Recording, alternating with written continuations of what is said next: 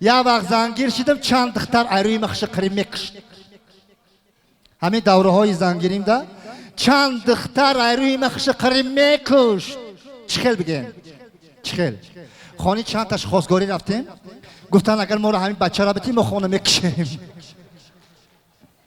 رحمت برای قرصک های مولایمخونک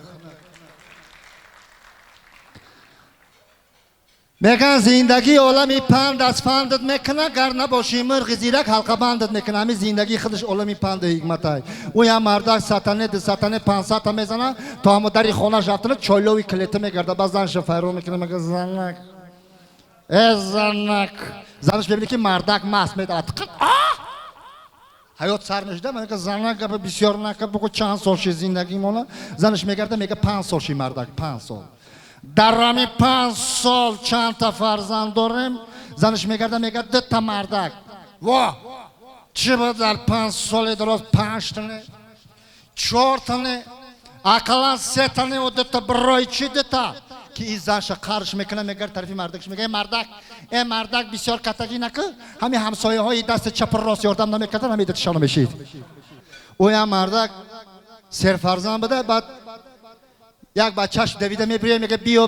بیا نوری چشم یوتا بعد ایوای با یک فرزند دیگهش میبیاد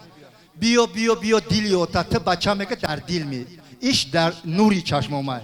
بعد ایوای یک فرزند دیگهش میبیاد میگه ایش در خنیتی روس مای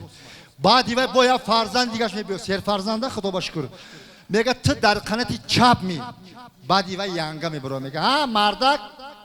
ایش در نوری چشمات بدای ایش در دیلت بدای ایش در قناتی راستت بدای ایش در قناتی چپت بدای مادر کجاتون ما گفتای زنک در جگر می جگر رو گفتای ای کجا فهمیدی گفتای نمی سهار گفتای چی خیل گفتای رفتم بالینسا اوزی کردم گفتن در جگرت کیرم داری